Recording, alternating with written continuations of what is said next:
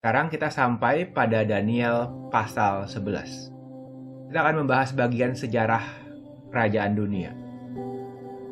Karena Daniel pasal 11 itu ada berisi sisi sejarah dan sisi nubuatan mengenai akhir zaman. Bagian ini kita khusus membahas, lihat dulu dari sisi sejarahnya.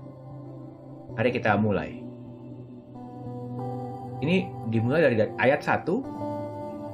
Kita melihat pada tahun pertama pemerintahan Darius orang Media. Jadi dimulai dari pemerintahan kerajaan Media dengan rajanya namanya Darius, dan itu tepat dalam sejarah. Setelah itu 3 raja lagi akan muncul di negeri Persia, dan 3 raja itu dalam sejarah tepat muncul: Kambises, Merdis, Darius. Dan yang keempat akan mendapat kekayaan lebih besar dari mereka semua. Yang keempat adalah Raja Persia yang sangat terkenal, namanya Xerxes. Dan apabila ia telah menjadi kuat karena kekayaannya, ia akan berusaha sekuat-kuatnya melawan kerajaan Yunani. Dan benar, secara sejarah Persia menguasai banyak tempat, tapi mereka berusaha menguasai Yunani tapi gagal. Kemudian akan muncul seorang raja yang gagah perkasa yang akan memerintah. Jadi akan muncul seorang raja yang gagah perkasa, ini raja baru yang berbeda lagi, yang akan memerintah dengan kekuasaan yang besar dan akan berbuat sekehendaknya. Nah, ini mulai berubah, pindah pada kerajaan Yunani dengan raja yang namanya Alexander Agung, yang memerintah dan menguasai banyak wilayah dengan sangat cepat. Tapi baru saja ia muncul, kerajaannya akan pecah terbagi-bagi menurut keempat mata angin, jatuh bukan kepada keturunannya dan tanpa kekuasaan seperti yang dipunyainya. Alexander Agung mati muda dan kerajaannya terbagi menjadi 4 oleh keempat jenderalnya. Ini kan yang mulai sudah diinformasikan dari sebelumnya, yaitu pada zaman Yunani akan ada satu tanduk dari kambing itu lalu patah, muncul 4 tanduk. Nah, sekarang didetailkan. Daniel mendapat pernyataan ini jauh sebelum ada kerajaan Yunani, dan nggak tahu siapa Alexander sama sekali. Tapi perkataan-perkataan yang Daniel terima begitu presisi, tepat sekali. Ini juga mengkonfirmasi dari nubuatan-nubuatan pewahyuan yang diterima sebelumnya. Tentang patung, tentang monster, tentang 2 binatang, ini berhubungan semuanya. Selanjutnya, setelah zaman Alexander Agung, fokus lebih kepada 2 jenderal Alexander Agung, yaitu yang menguasai kerajaan utara dan kerajaan selatan. Dan ayat-ayat selanjutnya yang panjang lebar bicara mengenai konflik di antara kedua kerajaan ini, dan konflik itu tepat terjadi dalam sejarah. Kita tidak bisa membahas detail ayat per ayat di video ini karena waktu dan karena begitu banyak hal informasi yang perlu dibahas. Di buku ada informasi detailnya, tapi di video terbatas. Saya akan membahas yang perlu saja. Kita akan fokus dari konflik kerajaan utara dan selatan ini, membahas mengenai seputar cerita Antiochus Epiphanes dari kerajaan Yunani. Nah, ceritanya mulai dari ayat 21. Menggantikan dia akan muncul seorang yang hina, yang tidak memperoleh martabat raja, tapi dengan tidak disangka-sangka akan datang merebut kedudukan raja dengan perbuatan-perbuatan licin. Jadi Raja Seleukus wafat dan meninggalkan 2 putra. Putra yang sulung sudah ditawan kerajaan Roma, tapi putra bungsu masih kecil. Karena itu, Antiochus memanfaatkan keadaan dengan kelicikan berusaha mengambil tahtanya. Dan dari saat diadakan persekutuan dengan dia, ia akan berlaku curang, ia akan maju dan berkuasa. Lalu Antiochus merebut kekuasaan sebagai raja. Setelah itu dia mulai menyerang Mesir. Dan pada banyak konflik, salah satunya karena di Mesir ada konflik internal oleh kedua anak dari Cleopatra. Nah, Antiochus mengadakan kesepakatan.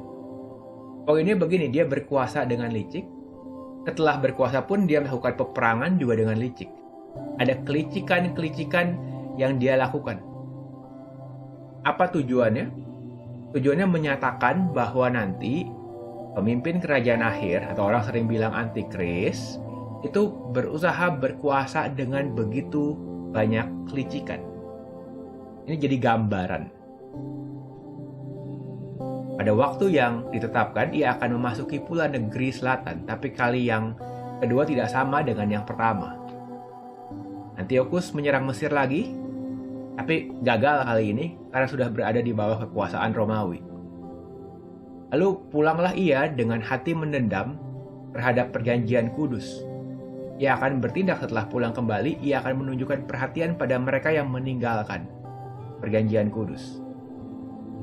Ini menggambarkan ada masa di mana dia marah, dan waktu dia marah, dia melampiaskan kekuasaannya kepada orang Israel. Dia lebih lagi menindas bangsa Israel. Caranya akan muncul, mereka akan menajiskan tempat kudus, benteng, menghapus korban sehari-hari, menegakkan kekejian yang membinasakan. Paralel sama dengan nubuatan-nubuatan sebelumnya. Ini menggambarkan kejaman yang Antiochus buat saat dia menyerang Yerusalem. Dia menguasai, setelah itu dia melarang ibadah, melarang korban, membuat penyembahan kepada Zeus, kepada berhala, dan menaruh hewan najis pada mezbah sebagai penghinaan dan teror buat orang Yahudi. Dan orang-orang yang berlaku fasik terhadap perjanjian akan dibujuk dengan murtad sampai dengan kata-kata licin. Tapi umat yang mengenal Allahnya akan tetap kuat dan bertindak. Nyatakan bahwa pada saat tekanan besar, ada sebagian orang Yahudi tunduk dan mengikuti apa aja yang Antiochus mau. Tapi masih ada umat yang setia sama Tuhan pada waktu itu. Apa yang terjadi menggambarkan apa yang akan terjadi nanti di akhir zaman. Selanjutnya, dan orang-orang bijaksana di antara umat akan membuat banyak orang mengerti. Tapi untuk beberapa waktu lamanya mereka jatuh karena pedang, api, ditawan, dirampas. Dalam kondisi konflik bangsa-bangsa, Israel di bawah tekanan. Sejarah mencatat ada 80.000 orang terbunuh. Ada 40.000 ditawan, 40.000 dijual sebagai budak, perbendaharaan bait suci dirampas habis. Melambangkan penderitaan, peperangan yang Israel alami pada waktu itu. Di tengah konflik bangsa-bangsa. Dan sebagian dari orang-orang bijaksana akan jatuh. Supaya dengan demikian diadakan pengujian, penyaringan, pemurnian di antara mereka sampai pada akhir zaman. Sebab akhir zaman belum mencapai waktu yang ditetapkan. Nah, di sini kita belajar yang dari tadi itu memang fakta sejarah. Dan apa yang Alkitab tulis tergenapi detail di sejarah. Tahu dari mana itu fakta sejarah? Ini ayatnya. Alkitab menjelaskan bahwa ini semua menyatakan akhir zaman belum sampai. Akan ada pengujian, penyaringan sampai akhir zaman. Sehingga peristiwa Antiochus Epiphanes itu peristiwa sejarah, gambaran akhir zaman, bukan peristiwa akhir zamannya, belum. Itu baru gambarannya. Di sejarah umat Israel pernah mengalami itu, nanti mereka akan mengalami lagi tapi lebih berat. Tapi apa yang pasti terjadi nanti kita bahas. Nanti kita akan lebih mendetailkan waktu-waktu itu. Tapi ingat, jangan khawatir, karena Tuhan tetap pegang kendali. Tapi untuk sekarang dulu, untuk bagian ini dulu, kita harus menuntaskan bahwa apa yang Alkitab tulis sangat mendetail, presisi, digenapi dalam sejarah. Sekali lagi ya, diterima pada zaman Daniel. Ini nubuatan detail yang tadi kita bahas itu nubuatan pada zaman kerajaan Yunani. Jauh sekali. Apa yang Alkitab katakan luar biasa. Jadi fakta sejarah Alkitab sangat presisi. Sangat bisa dicek dalam sejarah. Mengetahui hal ini, kesannya banyak informasi pengetahuan saja. Tapi meneguhkan bahwa Alkitab adalah firman Tuhan yang bisa dipercaya. Karena tidak mungkin orang membuat sedemikian. Dan sebegitu detail tergenapi. Semua ini sudah cukup jelas juga untuk mengulang. Kita nyatakan lagi bahwa Tuhan bertahta di atas sejarah manusia. Tuhan tahu apa yang akan terjadi. Tidak ada yang mengagetkan buat Tuhan. Tuhan bertahta. Kita akan lanjutkan lagi.